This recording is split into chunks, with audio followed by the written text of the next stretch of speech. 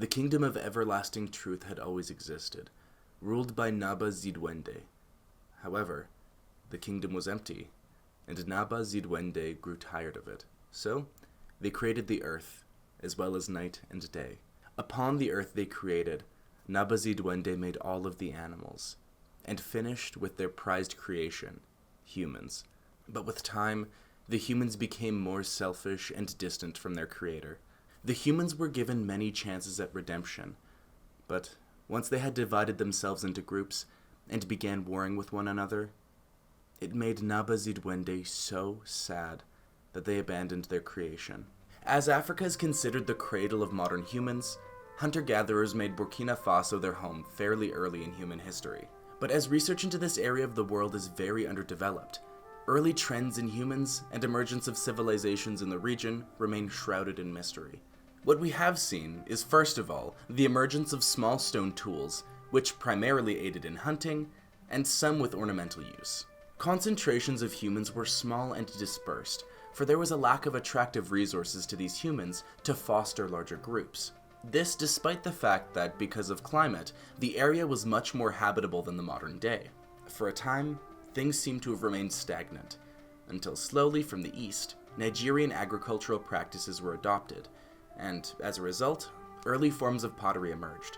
Regions of Burkina Faso have rich soils, which made the introduction of cultivation of primarily millet an easy one. This agriculture came to Burkina Faso at both a crucial and unfortunate time, since the Sahel region was becoming hotter and drier. This meant that the extent that farming could be relied upon was restricted by these climatic changes, which forced the people to remain partial foragers. But at the same time, Burkina Faso became more populated as humans migrated southwards, fleeing the expanding Sahara Desert, and agriculture created a safety net to support this spiking population. Agricultural development and the domestication of animals are often developed symbiotically, but since there is no evidence of domesticated animals at this time in Burkina Faso, it can also be assumed that this is another reason why the people remained semi-nomadic for longer than other areas. Slowly, these people would rely more on farming to suit their needs than gathering, and they began leaning more into sedentary lifestyles around extended family groups, which allowed for them to enter the regional trade market. This trade network is evidenced by the growing similarities in pottery styles to northern Ghana. When domesticated animals arrived in the region is uncertain. For example, the animals may have naturally spread to Burkina Faso, which helped the people in their settlement. Or, because they settled, the animals arrived through trade routes. Soon after, some of these people were able to enter their Iron Age, with techniques permeating from Nigeria, and certain Burkinabe people now had much more control over their environments. It took many years for this technology to be accepted, but what may have increased its spread is the shift to a completely sedentary lifestyle in the region. This shift was aided by the new sorghum cultivation and new farming practices that allowed for the people to settle in larger groups, resulting in regional interdependence. Interdependence allowed for the rise of more concentrated trends, and what has come to be known as the Bora Asinda culture arose, with distinctive iron and terracotta artifacts. More likely because of the reliance on seasonal rain, these people weren't able to reach the production capabilities of other Niger Valley civilizations. But we still see evidence that through their trade networks, goods from as far as Asia have reached the Bora Asinda, including chickens and zebu cattle. Due to this changing of material conditions through trade, there may have been the formation of the first hierarchical systems of governance, based on who had easier access to this trade. Several tribes appear through growing local commonalities. The Ninsi, Busansi, Gurunsi, and Bobo, to name a few, are said to have begun around this period. Around Burkina Faso, larger kingdoms began to arise as political structures developed. Of these kingdoms, the Mamprugu and Dagomba to the south were the first to begin their expansion into Burkina Faso. To extremely oversimplify, the expansion of these kingdoms was characterized by the kings giving newly conquered lands to family members and trusted allies to hopefully keep the territories loyal. This created a blurred line between the independent kingdoms and those under the yoke of the central ruler, as this nobility heavily vied for the strengthening of their own power to gain more independence. And very soon, from this system, the first Mossi kingdoms began, around the settlement of Tenkodogo. But why and how this settlement diverged from the Dagomba kingdom is yet unclear. There is an oral tradition that is extremely varied depending on who is telling the story. The most widely accepted version of the story says that the Princess Yanega had a serious dispute with her father, a Dagomba king, and as a result, she fled his kingdom in search of her own freedom and destiny. She met a Busansi elephant hunter and had a son with him. This son would return to Dagomba and receive a small army from his grandfather, with which he conquered lands and founded the aforementioned Tenkdogo. The next ruler of Tenkdogo, the grandchild of Yanega, married a woman from a local Ninsi tribe, and from the unification of Dagomba, Busansi, and Ninsi bloodlines emerged the Mossi people. How historically accurate this story is, we will never know, but it is important to note as, at the very least, the founding myth of the Mossi kingdoms. From the origin point of Tenkdogo, the Mossi people expanded rapidly through Burkina Faso, founding very important settlements like Ouagadougou and Yatenga.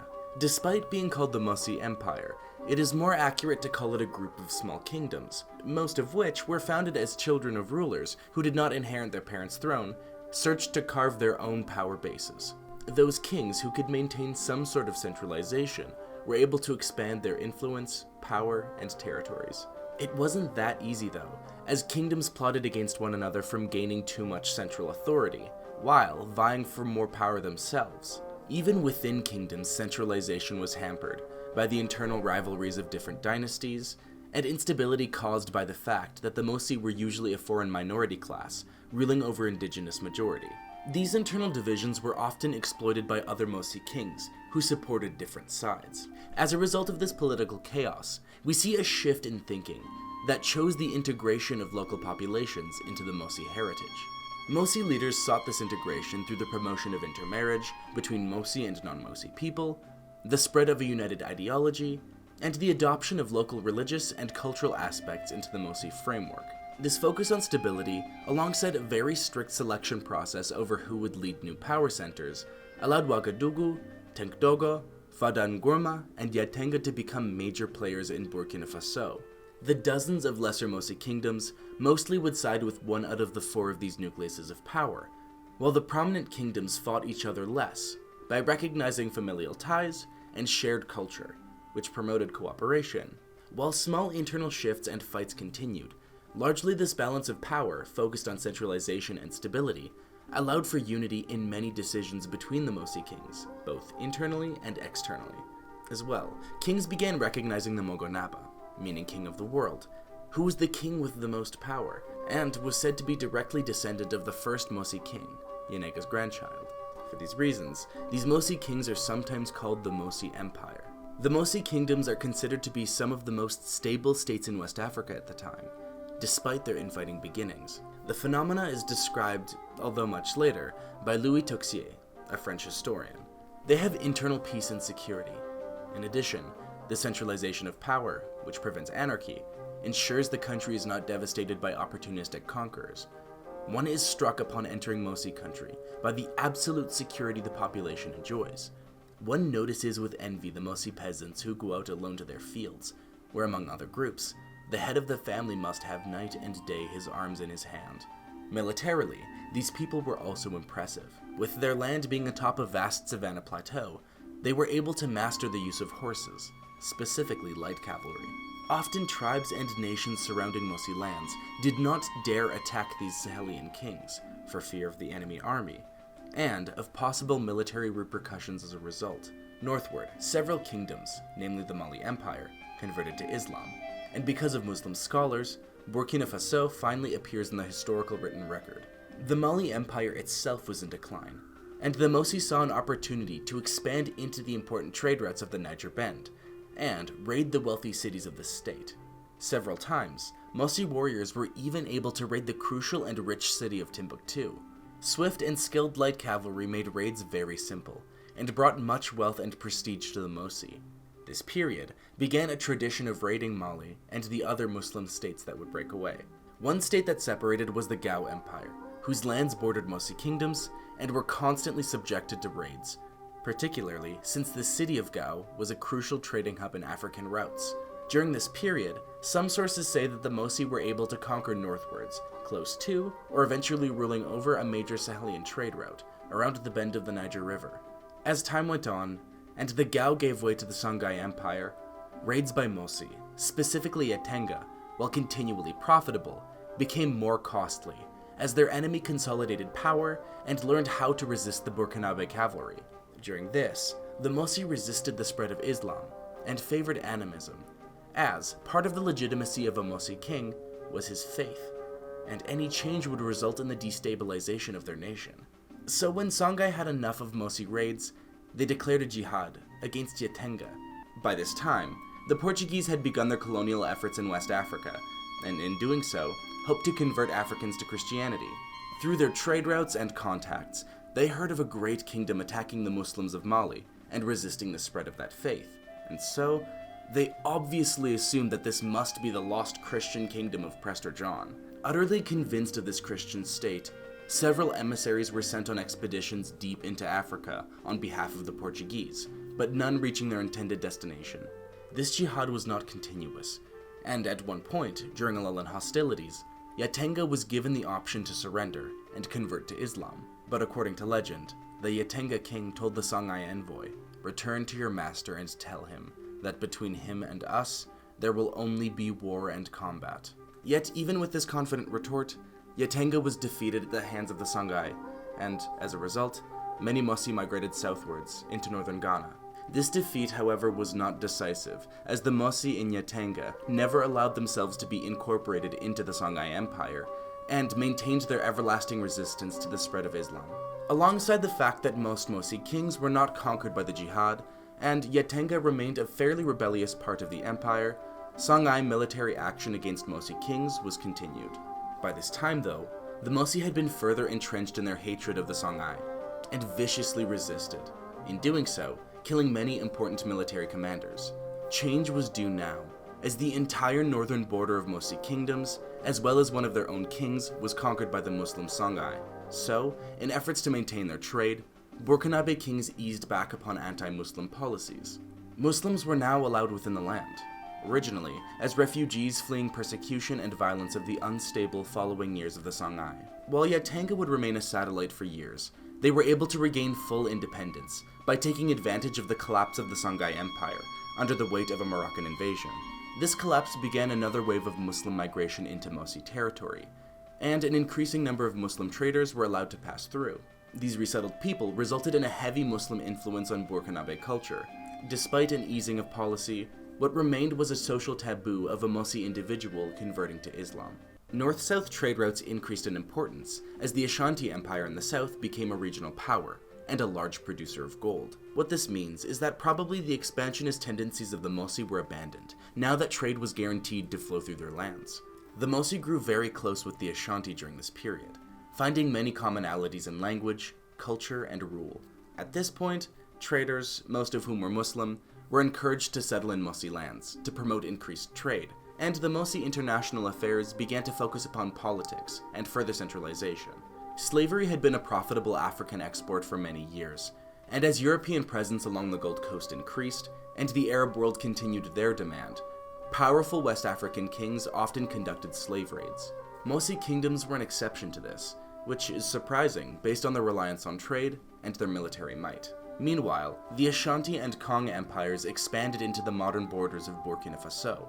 Impact of European presence in Africa at this time was felt mostly through trade, as tropical diseases ravaged the foreigners, and they didn't have the capabilities to sustain an active military presence. Lasting trade settlements were established instead along the Gold Coast by the Portuguese, Dutch, French, Germans, and British, with some fleeting ones by the Danish and Swedes.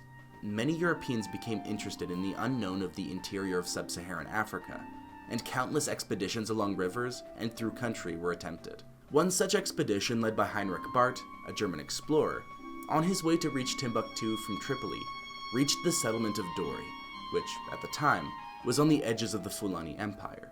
While not Mossi territory, Barth is widely considered the first European to reach the lands of modern-day Burkina Faso. As further expeditions mapped these distant and unfamiliar African lands, medical and industrial technologies sufficiently advanced, it allowed for Europeans, mainly the British, Germans, and French, to establish formal colonies and further exert power in the region. The expedition of Gottlob Adolf Kraus had a very different air to it. He He vehemently opposed colonial expansion and respected the African people as equals. He traveled on foot northwards from the German colony in Togo and donned the name Malam Musa to show his distance from his European contemporaries. Kraus was the first European to reach Mossi lands, and the Mossi greeted him with welcome and kindness. He was even able to meet the king at Ouagadougou, who had offered him a horse on his travels. As previously mentioned, this was the exception rather than the rule, especially as the scramble for Africa had begun while Kraus was on his journey, and colonial efforts in Africa ramped up. Upon all sides, the Mossi were being encroached upon by African kingdoms, some of whom did so in fleeing Europeans, and others in efforts to spread Islam through jihad. The French, because of their isolated colony in Benin, and endeavors to colonize the profitable Ivory Coast and Mali, saw the Upper Volta as the perfect land connection between these lands. Wobo, the king of Ouagadougou at the time, refused a French party into Mossi lands, having seen the devastating results of the Europeans and nations around his. Wobo said to these French, "I know the whites want to kill me to take my country, yet you claim that you will help me organize my country. But I find my country good as it is. I do not need them. I know what is needed for me and what I want. Consider yourself lucky that I do not order that one cuts off your head. Go away now, and most importantly, never come back." Luckily for the Europeans, the Mossi had entered a period of internal division, since, for many years, Ouagadougou was considered the seat of the most powerful Mossi king, also known as Mogonaba. Now several other Mossi kingdoms contested this, which, in turn, allowed for them to declare their independence. The colonial mode of the time was the Protectorate Treaty, and now that the Mossi were fighting one another, individual kings needed someone to help them achieve their dominance in their struggle for power. Busansi signed a protectorate with Germany, Yatenga partnered with France, and George Eckham Ferguson was even able to get the Mogonaba himself to become a British protectorate. The French denied foreign claims, and very quickly arrived with hundreds of soldiers, whose modern weapons easily cut down the sword-wielding Mossi. While a new French puppet king was placed on the throne of Ouagadougou, and the French went on conquering the other Mossi lands, Wobo fled to British territories, where he had hoped to abuse colonial rivalries to get the British to support a reclamation of his throne. Little did he know, by now the French and British had discussed and accepted new official colonial borders in West Africa, guaranteeing the Mossi to the French. Local indigenous people fought hard to maintain their independence from France, namely the Lobi, whose poison arrows and guerrilla warfare caused quite a bit of damage. Over time, Burkina kings would be incorporated into the French colonial empire, and the land was organized into French Upper Volta as part of French West Africa. While certain administration was being established, largely French Upper Volta was ruled by the various puppet kings that they had installed, who continued to quarrel amongst one another over territory. But World War I changed regional politics, for the French in the opening months of the war suffered great casualties, and looked to their colonies to fill the trenches. So, French West African officials readily conscripted 54,000 men, many of whom were Burkinabe. Clearly, the recently conquered people of Burkina Faso weren't very excited about supporting their colonial ruler in maintaining power. So, many rulers of Burkina Faso and Mali met behind the backs of their preoccupied colonizers in efforts to take advantage of the distracted French military by revolting and regaining independence. Up to 30,000 troops were organized in this rebellion. But, in military technology, the difference was very apparent. French troops sent to disperse the rebels would mostly retreat only because they ran out of ammunition. What the French did was an isolate and destroy tactic. They would go village to village, individually burning each one to the ground, exercising no restraint in the face of civilians. Often, the military would target civilians with small arms, machine guns, and artillery, leaving tens of thousands dead. French Upper Volta was established as an official colony to get a tighter hold on the people and prevent further rebellions from springing up. The first governor, Edward Hessling, arrived with big dreams for the colony, immediately investing a lot in infrastructure that many locals were forced into building, and promoting cotton production. Cotton was not only pushed, but a mandatory cotton field was to be grown in every village, and work upon them was compulsory, and when forced, very violent. Obviously this never caught on, and the economy of the colony floundered, also partly due to the mass deportation of the Burkinabe to work in plantations on the Ivory Coast. Mass migration ensued, of people fleeing colonial oppression and violence. What the French decided to do in response to the economic failings was to divide Upper Volta between Niger, the Ivory Coast, and Mali. World War II began with the lands of mainland France falling, and the divided Burkinabe would be part of Free France, for which the Africans were conscripted to fight once again. Men who fought in the war were exposed to many ideas, and came to many radical conclusions, and they brought with them these ideas when they came home from the battlefield. Two forms of thinking started in Burkina Faso. One, characterized by Daniel Wezin Coulibaly, who was a founding member of the African Democratic Rally, was preaching African unity as the only way to fight off colonizers. Mossi people disagreed, as they themselves wanted independence to maintain ancestral hegemony as a noble class, and the French loved this disagreement. So, to take advantage of these opposing views, they reinstated Upper Volta as a colony. An assembly was formed for this colony, which consistently worked towards the independence of the nation, and slowly achieved it as the French loosened its grip on its African colonies. Mossi rulers could not regain the influence that they once had in the region, as in the polls, their party was not favored. Coulibaly was, however, and he formed the first government of an independent Upper Volta. He would never see this process finished though, because Coulibaly died, and his successor Maurice Yamyogo, a Mossi, immediately went to abolish opposition parties and abused his power. Yamyogo was very unpopular with his population, minority groups disliking him for favoring the Mossi, civil servants had their pay cut, and the average person struggled to make ends meet, while the president lived lavishly. A popular coup was conducted by the military, and Colonel Sangoulé Lamizana was made the interim leader of this junta. Under Lamizana, the economy was stabilized, which made him very popular, so much so that when he transferred the nation to a democracy and organized elections, he was elected Upper Volta's leader, probably because he worked closely with unions and various chiefs to form a new constitution. But this new government didn't win a majority, which meant that tension between the parties slowly mounted, until Lamizana held a coup once again. This government was finally toppled, with a few successive military presidents taking over, and under one regime, Thomas Sankara became a very popular figure. He started as a military man and was appointed prime minister for his popularity, but soon after was arrested out of fears of ties with Libya. The popularity that Thomas Sankara garnered saved him, as a coup was conducted to release him from prison. Thomas became president, and was unlike any leader the nation had ever seen.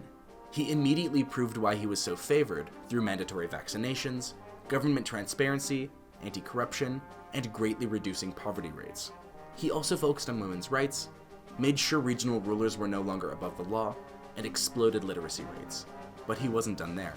Sankara went to work forming the nation's modern identity, first by tossing aside the colonial name and becoming Burkina Faso, then uniting the nation through anti-colonialism and his mixed heritage. Outside of his nation, Sankara was widely hated. For his popular revolt produced unrest in nations around him, he berated Western nations for their neo-colonialism, and he buddied up with the USSR. Mali began a war with Burkina Faso, so that hopefully a coup would follow, and on the way, they would conquer some land. Burkina Faso wasn't able to properly defend its land, and after a ceasefire, a court decided that Mali and Burkina Faso would each receive about half of the claimed territory. Sankara would later be assassinated by military officials, and the government taken over in a military coup. Officially, because the revolutionary ruined the international position of the nation, and he made Burkina Faso seem weak. Blaise Compaoré was the new leader, and many of the efforts of Sankara were reversed. After killing many of his military rivals and opposition parties boycotted the government, Compaoré won a free election. Political opponents were often found dead, and human rights violations were frequent. Clearly, this caused the people to become very fed up with Compaoré's rule. People took to the street in a protest that turned into a march on the Capitol building, after police fired tear gas and live rounds into the crowd. In spite of the fact that this protest caused Burkina Faso to regain democracy and made Compaoré resign, the population remained extremely poor, with a large reliance on subsistence farming. At the same time, Islamic extremism grew in neighboring Mali, and Burkina Faso feared this, as they did not have the resources to stop military incursions of these groups. These fears were realized when an Al-Qaeda-affiliated group conducted a cross-border raid, where they killed several Burkinabe soldiers. This and most subsequent terror attacks have been conducted mainly by foreign extremist groups, As research has shown, insufficient evidence of widespread recruitment in Burkina Faso. Progressively, attacks have become more widespread and much more deadly, as groups have made bases in the north. It has also caused a humanitarian crisis, with over 1 million residents displaced. No matter what the elected government said they were doing, or actually did, slowed down the progression of the attacks, leading to a drop in the government popularity, followed by massive protests. So, the president Roch-Marc Christian Kabore resigned, and before the dust had even settled, a wing of the military had taken over. But military juntas have not commonly decreased extremist violence, especially not in the region. As of yet, we still wait to see how the situation will continue to unfold, and the government's response. And that was the state of the nation of Burkina Faso. Please like and subscribe if you liked the video, and if you have any suggestions or comments, leave them in the comment section below, or email me with my email in the description. I also started a Patreon if anyone is interested in supporting a small creator like myself.